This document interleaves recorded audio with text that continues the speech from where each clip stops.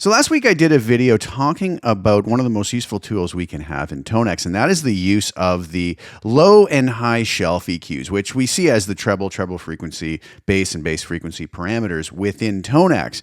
That raised some interesting questions. A lot of people found that video very helpful, but then they asked me to do a video about the mid-frequency EQ, which is a completely different style of EQ. This is going to be a parametric style EQ with three controls that we really need to have an understanding of if we're going to have any success using it. And it can be a powerful tool. Not a tool I would use quite as much maybe as reaching for the high and low shelf, but still very important to understand and something that can really help us dial in our tones. So to start off with this, we're actually going to take a look first at the three parameters, and I'm going to actually go to a different plugin, an EQ I use when doing studio work and mixing in my DAW, and that's the Isotope Neutron 5 EQ. And the only reason I'm showing that, we're not going to listen to it, we're just going to take a look as a visual aid basically to see exactly what these frequencies are doing. So basically we go to Tonex first. We have our mid control, which is basically just going to be the boost and cut of whatever we set these other parameters to. So if we add more going from the 5 up to the 10 setting and in between, we're going to boost frequencies, and if we go below the 5 setting,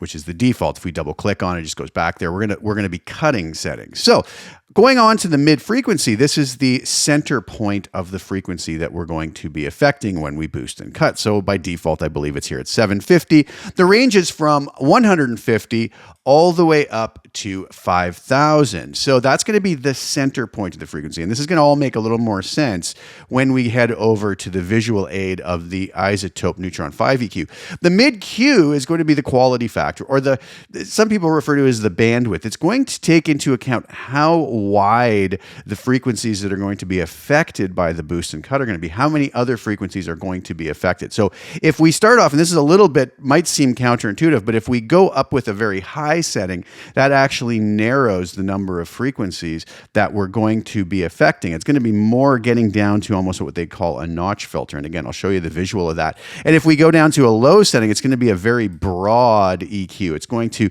have a center point at, let's say this 750 hertz that we're dealing with, but it's also going to reach way out into other frequencies. So let's head over to Neutron 5 EQ, and I'll show you this visually so it'll make a little bit more sense. So here we are over in the Isotope Neutron 5 EQ. And the beautiful part about this EQ is we can add bands wherever we want. For instance, I was talking about shelf EQs last week, so I could come over here and I could put a low shelf EQ. And you'll notice I said in that video, I like to set mine, maybe around 650, and then we can boost or cut. And what I was telling you is that it looks like a shelf. It basically boosts all the frequencies above or below this point that we set. So I could come to a high shelf EQ and same sort of thing. I'm making dramatic moves here so that you can see the effect, right? So basically, that's what a shelf EQ is going to look like. Well, the parametric EQ we're going to talk about today is actually going to be different than that. We can come in here and pick this bell style EQ. We'll have that nice and centered off right at 1,000 hertz. So what's going to happen when we boost or cut this? We'll just add 5 dB of gain to it. So that's going to be the same control as the mid control in Tonex. That's going to boost or cut our frequencies by a set amount. Now, this is measured in dB. The control in Tonex is just an arbitrary number, but we're just going to have to use our ears to boost and cut the amount that we need. Now, we've set our frequency. We could set that anywhere. We could set that to 500. You're going to notice the frequency is going to go down. We're still going to have this boost, or I could put a minus number, or it's going to be a cut. And you kind of see why they call this a bell style EQ. So again, we can come in here. We'll boost that up 5 just so that we can see the visual. Now, here's our Q. Watch what happens. The lowest number, 0.1, and this one goes all the way up to 40. You can see that it's called kind of more of a notch filter. On Tonex, as I mentioned, we can only go from 0.2, it's going to be very broad, all the way up to 3, which is going to be fairly narrow. So that's, as you can see, is going to really affect the sound of what this EQ is going to actually do. Now, this Q number is a little odd when we talk about the values of it. So a lot of times you will see a default setting of 0.7. Now the reason is that is actually a 2-octave setting. Now what do I mean by octave? Let's say we have our frequency here at 500, or like I said, back to the 1,000 for easy math. To move up an octave from that would mean doubling it, going up to the 2,000 hertz. And moving up another octave from that would be going up to 4,000 hertz, as we can see here. Going down from that, we would cut it in half. If we go an octave, it would be 500 hertz. If we go another octave, it would be 250 hertz, in and around there. So you can see when we have this set to 0.7, it goes out just about 2 octaves. The 1 octave would be to the 2000 mark, and then all the way up to the 4000 mark, and then it kind of flattens back out. This way here, going down, it goes from 1000 down to 500, and then down to 250. So if we double this to 1.4, now we're only going to go out an octave. So this boost in this case is going to affect less frequencies. So now, instead of going from 1000 and affecting all the way up to 4000, we're just going from 1000 and really just affecting frequencies up to in and around 2000 and in and around 500. And again, this is kind of just rounding for easy math, right? So that's what's basically happening. So if we go down to the 0.2 setting that we could see in Tonex, you're going to see that if we do a boost or a cut at 1000 hertz, we're going to actually be affecting frequencies all the way up into the 5, 6, 7,000 hertz range and all the way down into the 100 hertz range. So that setting is going to be very broad, and we're going to affect almost all the frequencies. It might be the perfect thing. Maybe it's also not going to be exactly what we're looking for. But if we come to something like the 0.7 setting, you see now we're going to affect far less frequencies. So, basically we can sort of see the visual here of what's going to be happening as we play through the cue. So it's going to be a very important parameter along with the frequency we set and along with the gain, boost, or cut. So let's now go back to Tonex and see how this actually applies. And I'll give you a couple tips on how you can use this. So here we are back in Tonex. I have my beautiful Vigier Expert Strat that I just recently changed the pickups out of. And this is a set of custom Seymour Duncan Joe Bonamassa pickups. Really, really beautiful stuff.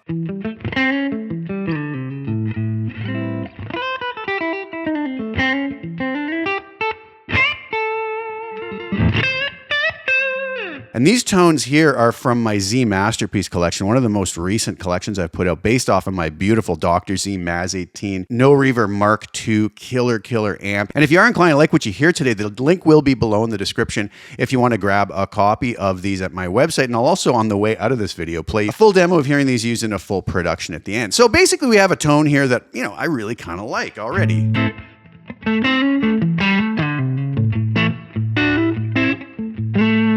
Okay, nice stuff. So let's come up to our mid band and our mid frequency. Let's keep it here at 750 at first.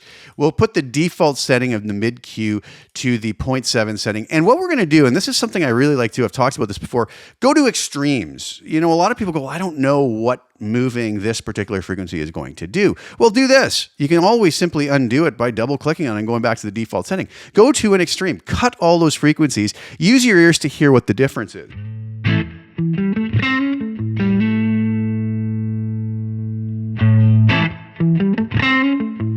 You'll hear how the sound gets hollowed out a bit.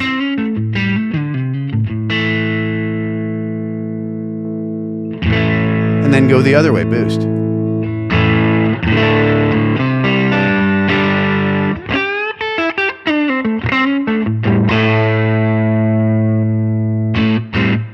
I happen to like where this sits exactly as it was captured, and that's why I captured that way.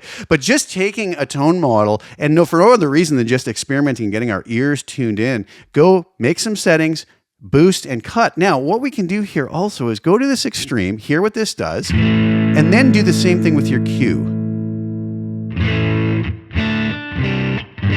You'll hear how more bottom and more highs come in. And then that goes away and it's much more focused because we've now narrowed it, as I showed, so that it's affecting less frequencies. When we have it at a higher setting, we bring it down.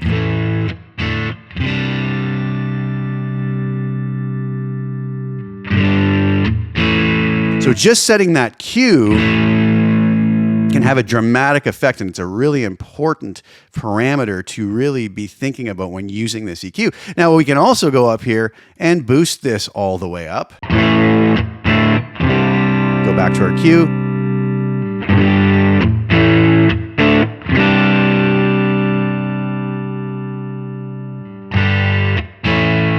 And we really hear how powerful the mid-Q parameter can be. Now, where can we think of different settings for the mid-frequency for different purposes? So let's go through that. If I come down to its lowest setting around 150, we're going to be dealing with the fullness and the body of the guitar.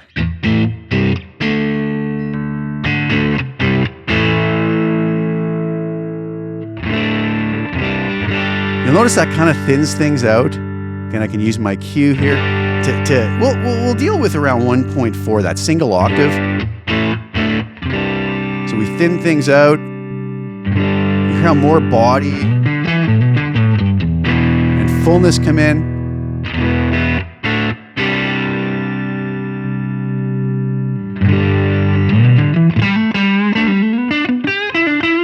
Obviously, I'm not suggesting doing these dramatic settings, but it's just more to hear what particular settings are doing to the sound. So we could take this and say, well, yeah, now that we know that this can either subtract some of that fullness and body or add more, we can make more subtle changes. You want to thin this out a little bit.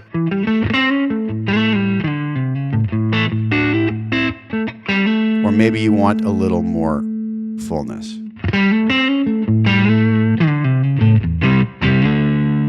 And you could also use that in conjunction with the low and high shelf EQ to really dial things in quite beautifully.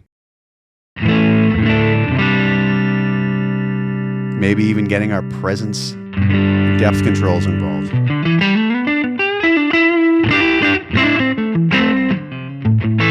So really, really nice stuff. We'll just zero those back off. Now, if we go to different frequencies here, we'll get this reset. If we come up into, let's say, the 350 to 400 range, this is where some of the boxiness and the mud frequencies are going to live. So if we have something that sounds kind of muddy, we can come in here.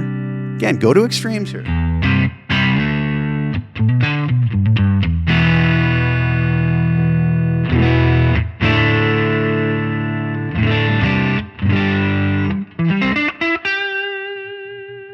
Now, if we boost this, hear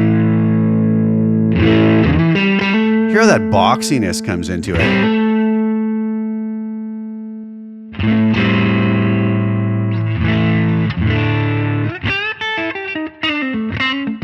And again, I can't reiterate enough, I'm not suggesting boosting this much or cutting this much. Just do that so you can hear the effect of the particular settings, and then you can come in and say, you know what, I want to clear up a little bit of boxiness and mud. Maybe that's all you need. Or, it's lacking some of that mid-boxiness and we want some more in there. Okay, now moving up to in and around, let's say 900 hertz, we're going to have a real nice frequency, in my opinion, here to add the character to the guitar that we might be looking for. And again, we'll keep the Q here at 1.4. Let's cut these out.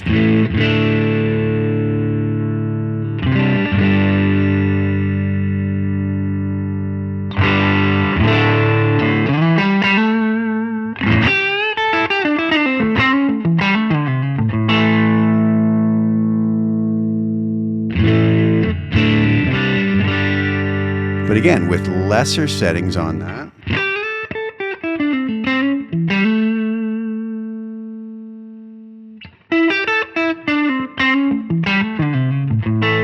And our decision-making process on this is really going to depend on what our starting point is. This tone model here, I probably wouldn't touch with this guitar. I'm really digging that. But if we do have a preset that has any of these problems, muddy or lacking body, we now know where we can go in with this parametric EQ and focus on fixing it. So let's go to one final area here. We'll go into around the 2500 to 3000 hertz frequency range. And this is where some harshness can live. So if we do have something that's too harsh, we can cut this up. But let's go to extremes again and listen. Hear how it really darkens things up. Obviously too much there. Or we can go the other way. Now, obviously, this tone model doesn't need that, but if we had a really dull sounding tone model that really needed a little bit of a lift to cut in the mix, we could come in here and boost those frequencies. Again, it doesn't have to be that much. We could just bring it up a little bit. Again, in this case, I don't think it really needs it, but we can also tame some harshness. Maybe we're on the bridge pickup.